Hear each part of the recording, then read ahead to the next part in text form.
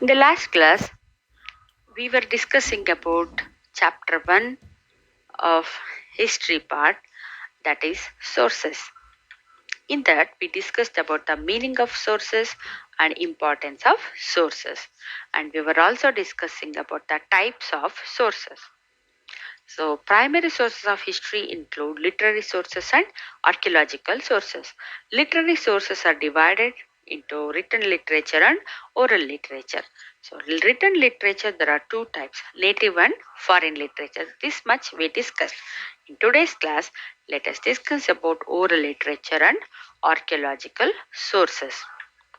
Oral literature. What do you mean by oral literature? Oral literature means folk stories, folk songs, folk legends, ballads, and others that pass on from one person to another person by word of mouth. So that means the people have passed their experiences. They passed on their experiences to other generation, the next generation, by way of stories, songs and ballads orally. So this has become a source to write history. So these are oral literature. There are many folk people who have created ballads about their local heroes such as Kumara Rama, Chitradurga Nayakas, Kempegowda, Tipu Sultan, Sangolli Rayana, Kittur Rani Channamma, Sindhura Lakshmana. Like this, we can give many more examples. And these ballads are very important to write history. So they are the oral literature.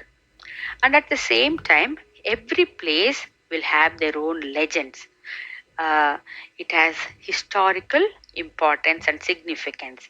Like there are legends behind the names and places like Shravanabelagula, Bengaluru, Koppala, Pattatkallu, then Mysore. You might have heard about such legends about Mysuru, right? So all these are sources to write history. They are oral literature. Let us understand archaeological sources. What are archaeological sources?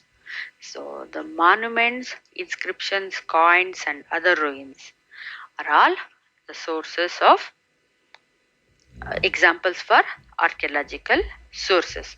So, where do we get the archaeological sources?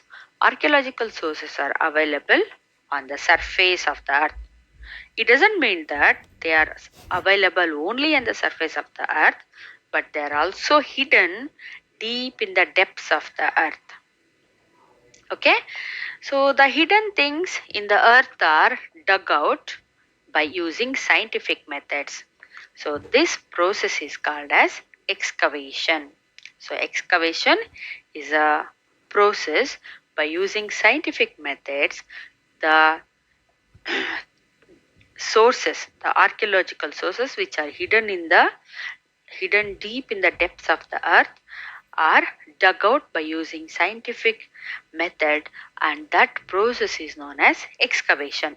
During such excavation, many archaeological sources have been found, like ruins of buildings, inscriptions, coins, terracotta pieces, bangles, seals, bone pieces, that is biological uh, ruins, then metals, and many other things have been found. These are analyzed by applying various scientific methods to understand the life of people of that period. So, let us understand archaeological sources in detail. Let us take inscriptions. So, what are inscriptions? Inscriptions are engraved writing. They are engraved writing on the stone, rock, metal, ivory, terracotta, and even on other materials. You can see some script which have been engraved on this stone, right, children? This is nothing but an example for inscriptions. So now you understood inscriptions are engraved writing. They were engraved on stone, rock, metal, ivory, terracotta. So you might have visited some historical places and you might have also observed the inscriptions. So Ashoka's inscriptions are the earliest inscriptions found in India. Ashoka's inscriptions are the earliest inscriptions. So his inscriptions are in Brahmi script and their language is Prakrit. And inscriptions are more reliable sources to write history. Understood, children? Then thousands of inscriptions have been found in our country and they are sorry, they are in different languages like Kannada, Telugu, Tamil, Sanskrit, Prakrit languages. So we have Samudragupta's Allahabad pillar inscription, Immadi Pulakeshi's Aihole inscription, Karvela's Hathigumpa inscription, Uttaramerur inscription. All these inscriptions reveal about the history of our country. They are the major source to write history. That's why they are called the primary source of history, because they are more reliable sources. So by studying inscriptions, we can understand the political, social, cultural and economic and religious aspects of the people who lived in the past. Okay, children? Now, the process of reading and understanding the script which is used in the inscription is known as decipherment. This you must remember. The process of reading and understanding the script in the inscription is known as decipherment, and the study of inscriptions is known as epigraphy. The study of inscription is known as epigraphy. Now, let us understand the importance of coins. You can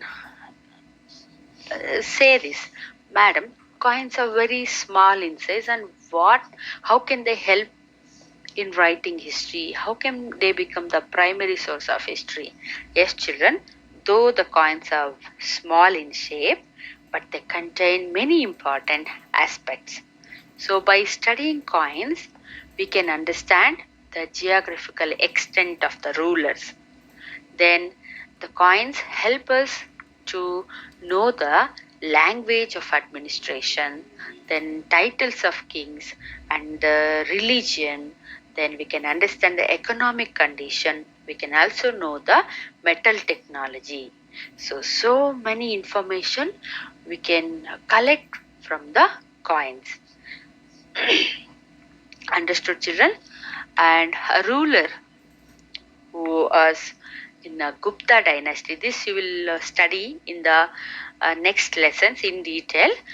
So Samudragupta had minted different gold coins. So by studying these coins, we came to know that is we understood that he was a lover of music and also he conducted Ashwamedha Yaga.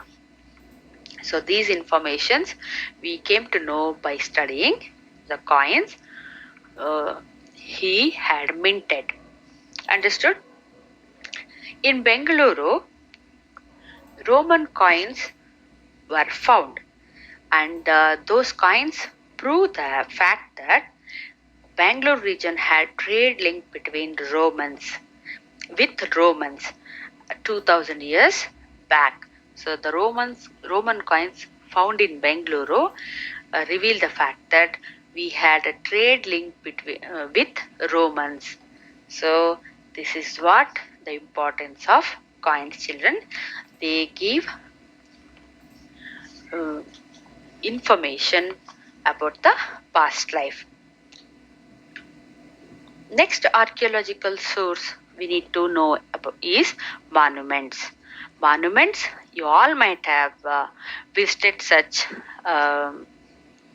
places of historic importance, and you might have visited, you might have watched palaces, forts, temples, and pillars, and these are all the example for monuments. So, monuments are the major sources to write history. They include many palaces, temples, forts, and pillars which were built in the past. So, there are many such monuments even today, and they reveal about the past life. So, that's why they are called the major source to write history. That's why they are the primary source to history.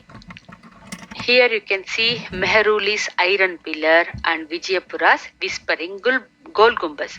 You all must be knowing the importance and significance of Gol Gumbas and iron pillar. Iron pillar, even today, it has not got rust. And whispering Gol Gumbas, you all know this.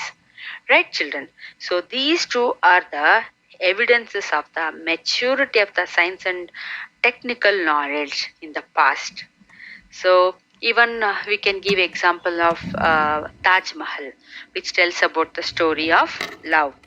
Then there are so many such monuments in our country. You might have visited Aihole Pattatkallu. So they explain the evolution of Indian temple architecture. Then the monuments Nalanda, the monuments of Nalanda.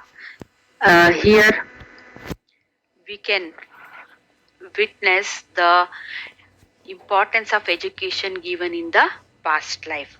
So, like this, the monuments throw light on then contemporary religious aspects, technology, economic growth, scientific knowledge, and creativity achieved. So, these are all the archaeological sources, monuments, coins, and inscriptions, which are very important. Then other ruins. Now we need to know about other ruins. Other than monuments, coins, and inscriptions, there are other ruins which also serve as important source to write history. The primary sources to write history, they are other ruins. So, based on the various pieces of terracotta, bangles, beads, and seal procured during the examination, one can understand the socio cultural, economic, political, and religious life of the people in the past. So, we can also know about the food habits and pattern of business of those times. So, here in this picture, you can see biological ruins, that is, dead animals, birds, and trees. In this picture, you can see skeleton of a person and some insect. So, biological ruin found during the excavation, that is, during the process of excavation, we could found these biological ruins. So, what is the importance of biological ruins? What can we understand by such biological ruins? They are also called biological fossils. So, here is a question: by what method the age of biological fossils can be decided? So, you will ask me a question, ma'am. When did this person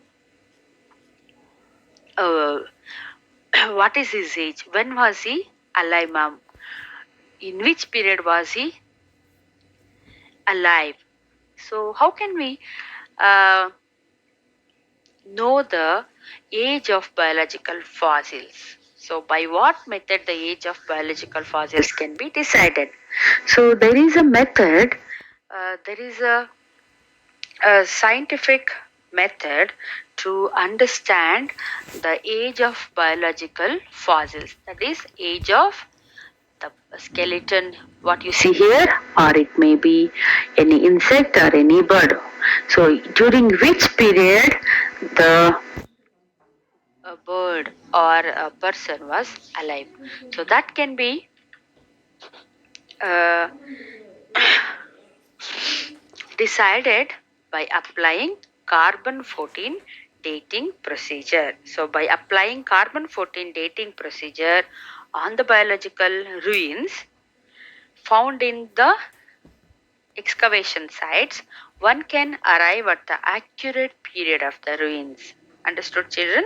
So this is the importance of carbon 14 dating procedure. So by applying this method, we can understand the uh, age of biological fossils. So this is all about the lesson sources. You understood about the meaning and types of sources. In that you understood about the literary sources and archaeological sources. So these are all these sources are very important to write history. Thank you so much. I'll give